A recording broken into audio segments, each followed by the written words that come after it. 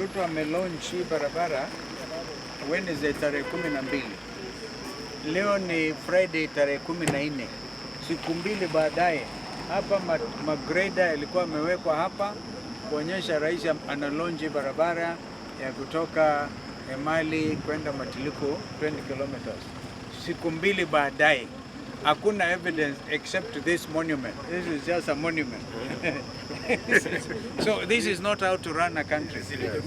People expected by now matingatinga ingekuwa inaendelea na hii kazi. This is actually shameful. Yeah. Good.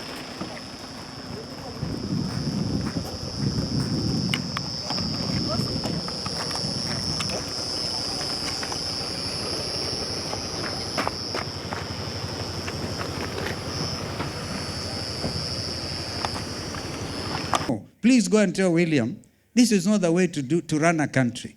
You can't bring contractors. Today is when? Saturday? Friday? When were they in Mali? On Tuesday?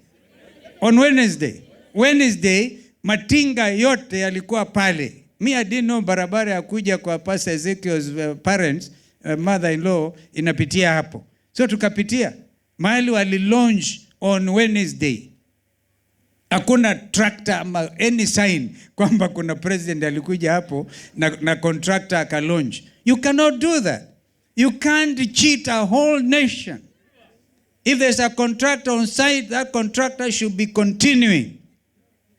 Of course, they'll come and say, oh, we are going to mobilize and whatever. But as a president, you should not have allowed that. To go and launch a non-existing contract. Perhaps it's not even in the budget. Ni kupatia watu tu, kupumbaza watu. Kwa hivyo mambo haya ni ajabu. Haya ya William Ruto na kudanganya wa Kenya imeweka world record. You cannot launch today and tomorrow hakuna matrakta. Imeenda. Hapana. Hapana.